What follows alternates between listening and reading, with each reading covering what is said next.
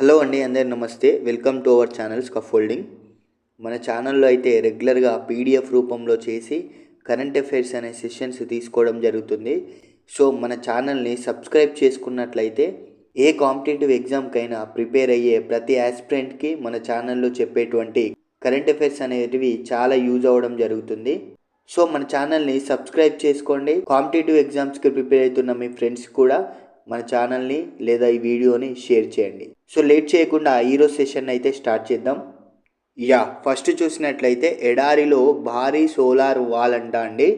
ఎడారిలో భారీ సోలార్ వాల్ని నిర్మించబోతున్నారు. దానికి సంబంధించిన ఇన్ఫర్మేషన్ అనేది పూర్తి స్థాయిలో మనం చూసినట్లయితే చైనా తమ దేశంలోని వాయవ్య ప్రాంతంలో చైనా తమ దేశంలోని వాయవ్య ప్రాంతంలో కుబూకి ఎడారిలో ఎడారి అండి కుబూకి ఎడారిలో ఇంకో గ్రేట్ వాల్ను అంటే మరి ఒక గ్రేట్ వాల్ను ఇప్పటికే ప్రపంచంలోని 7 వింతల్లో ఒక వింత మన దేశంలో తాజ్మహల్ ఉంది. చైనాలో చూసినట్లయితే great wall of China already ఉండడం జరిగింది. అయితే ఇంకొక గ్రేట్ వాల్ని నిర్మిస్తూ చైనా మరో అద్భుతాన్ని సృష్టించబోతుంది. ఈ కొత్త గోడ సాధారణ ఇటుకలతో కాకుండా కోట్ల కొద్ది సౌర పలకలతో నిర్మించే సోలార్ విద్యుత్ ప్లాంట్ అండి. మనకి నార్మల్గా వాల్ని ఏ విధంగా నిర్మిస్తారండి, ఇక్కడ ఇటుకలతో నిర్మించడం జరుగుతుంది. కానీ ఇక్కడ చైనా అనేది ఇటుకలతో కాకుండా సౌర పలకలతో సోలార్ విద్యుత్ ప్లాంట్ని ప్లాన్ చేస్తుందంట. దలాద్ బానెర్ ప్రాంతంలోని ఎడారిలో నిర్మించే ఈ సౌర విద్యుత్ గోడతో మొత్తం 100 గిగావాట్ల విద్యుత్ని ఉత్పత్తి చేయాలనేదే చైనా లక్ష్యం అంట. ఇది పూర్తయితే ప్రపంచంలోనే అతిపెద్ద సోలార్ ప్లాంట్ అనేది ఇది అవుతుందంట. ఇక్కడ మనం చూసినట్లయితే ఎడారిలో సోలార్ వాల్ నిర్మిస్తున్నారు. ఎవరు అంటే చైనా అండి. ఎక్కడ అంటే కుబూకి ఎడారిలో. అయితే ఇది సౌర పలకలతో నిర్మిస్తున్న సోలార్ విద్యుత్ ప్లాంట్ అండి. దలాద్ బానెర్ ప్రాంతంలో ఎడారిలో ఈ సౌర విద్యుత్ గోడను నిర్మిస్తున్నారు. ఇది 100 గిగావాట్ల విద్యుత్ని ఉత్పత్తి చేయాలనే లక్ష్యంతో చైనా అనేది నిర్మించబోతుంది. మరొక అంశం చూసినట్లయితే ఐరాస భద్రతా మండలిలో అంటే ఐక్యరాజ్య సమితి భద్రతా మండలిలో తాత్కాలిక సభ్య దేశంగా పాక్ అంటండి. అంటే పాకిస్తాన్ అనేది ఐరాస భద్రతా మండలిలో తాత్కాలిక సభ్య దేశంగా నమోదైంది. దాయాది దేశమైనటువంటి పాకిస్తాన్ కీలకమైన ఐక్యరాజ్య సమితి భద్రతా మండలిలో తాత్కాలిక సభ్య దేశంగా చేరింది. 2 ఏళ్ల పాటు, ఎన్ని సంవత్సరాలండి, 2 సంవత్సరాల పాటు పాకిస్తాన్ ఈ మండలిలో తాత్కాలిక సభ్యదేశంగా కొనసాగనుందని ఐక్యరాజ్య సమితి యొక్క భద్రతా మండలి ప్రకటించిందండి. ప్రారంభంలో ఈ ఐక్యరాజ్య సమితి అనేది 53 దేశాల్లో ఏర్పడింది. కానీ ప్రస్తుతం ఏకంగా 193 ఏంటండి, ఇక్కడ ప్రారంభంలో 53 దేశాలతో ఏర్పడింది. ప్రస్తుతం 193 దేశాలు ఉన్నాయండి. ఇక్కడ ఐక్యరాజ్య సమితిలో సభ్య దేశాలు ఎన్నంటే ప్రస్తుతం 193 ఉన్నాయి. ఇక్కడ చూసారుగా పిక్చర్లో పాకిస్తాన్ అనేది ప్రస్తుతం ఐక్యరాజ్య సమితి భద్రతా మండలిలో తాత్కాలిక సభ్య దేశంగా చేరింది. ఇది ఎన్ని సంవత్సరాల కాలం పాటు అంటే 2 సంవత్సరాల కాలం పాటు.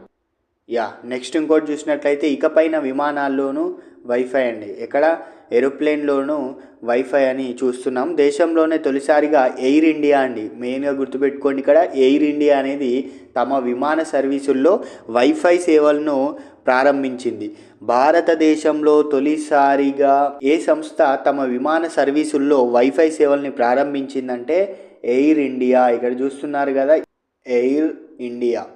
ఓకే, దేశీయంగా ఈ సేవలను ప్రస్తుతానికి ఉచితంగా అందిస్తున్నట్లు ఎయిర్ ఇండియా ఒక ప్రకటనలో తెలిపింది. ఎయిర్ ఇండియా ఏరోప్లేన్లలో ఈ సేవలు ప్రారంభమయ్యాయి. విమానం 10,000 అడుగుల పైకి చేరగానే 10,000 అడుగుల పైకి చేరగానే ఏమవుతుందంట అండి, వైఫై సేవలు అనేది ప్రయాణికులకు అందుబాటులోకి వస్తాయంట.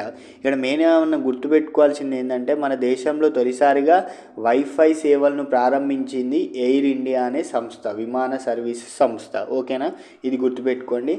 ఎక్కడ అండి, 10,000 అడుగుల పైకి చేరగానే మనకి ఇక్కడ ప్రయాణికులకు వైఫై సేవలు అనేది అందుతాయంట.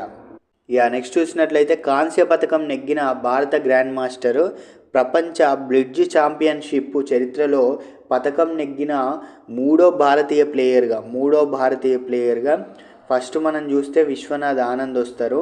ఇక్కడ చూడొచ్చు. మూడో భారతీయ ప్లేయర్గా వైశాలి గుర్తింపు పొందారు. 2017లో విశ్వనాథన్ ఆనంద్ కాంస్య పతాకాన్ని గెలిచారు. ఇక్కడ చూసాం కదా, ఫస్ట్ విశ్వనాథన్ ఆనంద్ ఏం గెలిచాడండి? కాంస్య పథకం, అంటే 3rd ప్లేస్లో. నెక్స్ట్ 2022లో ఆంధ్రప్రదేశ్ గ్రాండ్ మాస్టర్ కోనేరు హంపి రజత పథకం, కోనేరు హంపి రజత పథకం గెలవడం జరిగింది. నెక్స్ట్ ఇప్పుడు చూసినట్లయితే ప్రపంచ బ్లిట్జ్ ఛాంపియన్షిప్లో పథకం నెగ్గిన మూడో భారతీయ ప్లేయర్ ఎవరంటే వైశాలి. ఈమె ఇప్పుడు కాంస్య పథకం గెలిచిందండి. ఏ పథకం? ఈమె కూడా కాంస్య పథకం గెలవడం జరిగింది. ప్రపంచ బ్లిట్జ్ ఛాంపియన్షిప్లో ప్రస్తుతం అయితే వైశాలి కాంస్య పతాకాన్ని గెలవడం జరిగింది. బ్లిట్జ్ ఛాంపియన్షిప్ చరిత్రలో పథకం నెగ్గిన మూడవ భారతీయ మహిళ ఎవరంటే వైశాలి. ఏం గెలిచిందంటే కాంస్య పతాకం గెలిచింది. నెక్స్ట్ చూసినట్లయితే మరణశిక్షను రద్దు చేసిన జింబాబ్వే అండి. జింబాబ్వే దేశం అంట మరణశిక్షను రద్దు చేసిందంట. చూసినట్లయితే దాదాపు 2 దశాబ్దాల క్రితం, ఎంత అండి? 2 దశాబ్దాల క్రితం ఏమండి చివరిసారిగా మరణశిక్షను అమలు చేసిన జింబాబ్వే ప్రభుత్వం, ప్రపంచంలోనే చివరిసారిగా మరణశిక్షను అమలు చేసిన ప్రభుత్వం జింబాబ్వే ప్రభుత్వంగా మనం చెప్పుకునేది. 2 దశాబ్దాల క్రితం చివరిసారిగా మరణశిక్షను జింబాబ్వే ప్రభుత్వం అమలు చేసింది. అయితే ఇటీవల దాన్ని రద్దు చేసేందుకు తీసుకొచ్చిన మరణశిక్ష రద్దు బిల్లుకు జింబాబ్వే పార్లమెంట్ అనేది ఆమోదం తెలుపగా ప్రస్తుత అధ్యక్షుడు ఎమ్మర్సన్ మంగాంగ్వా ఆమోద ముద్ర వేయడంతో మరణశిక్ష రద్దు బిల్లు చట్టరూపమైంది. అంటే మరణశిక్ష అనేది రద్దు చట్టంగా మారింది. నెక్స్ట్ చూసినట్లయితే ఆఫ్ఘనిస్తాన్లో మహిళలపై మరింత కఠిన ఆంక్షలు. ఎక్కడండి? ఆఫ్ఘనిస్తాన్లో మహిళలపై మరింత కఠిన ఆంక్షలంట. ఆఫ్ఘనిస్తాన్లో మహిళలపై ఆంక్షల్ని తాలిబాన్లు మరింత కఠినతరం చేశారు. ఆఫ్ఘనిస్తాన్లో ఏ ప్రభుత్వం ఉంది? తాలిబాన్ల ప్రభుత్వం అయితే ఆఫ్ఘనిస్తాన్లో ప్రస్తుతం రన్ అవుతుంది. వీరు మహిళలపై కొన్ని ఆంక్షల్ని కఠినతరం చేశారు. మహిళలు ఉండే ప్రాంతంలో కనీసం కిటికీలు కూడా ఉండకూడదని హుకుం జారీ చేశారు. ఇళ్లలో మహిళలు సమయం గడిపే చోట కిటికీలు ఉండకూడదు. ఇప్పటికే కిటికీలు ఉంటే వాటిని శాశ్వతంగా మూసేయాలి. ఇంటి ఆవరణం, వంటగది, బావులు వంటి ప్రదేశాల్లో వారు బయటికి కనిపించకుండా గోడలు నిర్మించాలంటండి. వారు బయటికి కనిపించకుండా గోడలు నిర్మించాలి. అలాగే కిటికీలు కూడా మూసేయాలి. ఇప్పటికే కిటికీలు ఉంటే వాటిని శాశ్వతంగా మూసేయాలి. వంటగదుల్లో కిటికీలు ఉండకూడదని ఎవరండి? తాలిబాన్ల ప్రభుత్వం ఎక్కడ? ఆఫ్ఘనిస్తాన్లో హుకుం అయితే జారీ చేయడం జరిగింది. సో ఇవి అండి ఈరోజు అప్డేట్స్ మన కరెంట్ అఫైర్స్ సంబంధించి.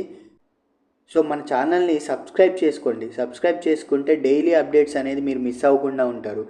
అలాగే ఏ కాంపిటేటివ్ ఎగ్జామ్ అయినా కూడా కరెంట్ అఫైర్స్ అనేటివి కీ రోల్ ప్లే చేయడం జరుగుతుంది. సో ప్రతి కాంపిటేటివ్ ఎగ్జామ్స్కి ప్రిపేర్ అయ్యే క్యాండిడేట్స్ ఛానల్ని సబ్స్క్రైబ్ చేసి డైలీ మన ఛానల్ని ఫాలో అవ్వండి. Thanks for watching our video.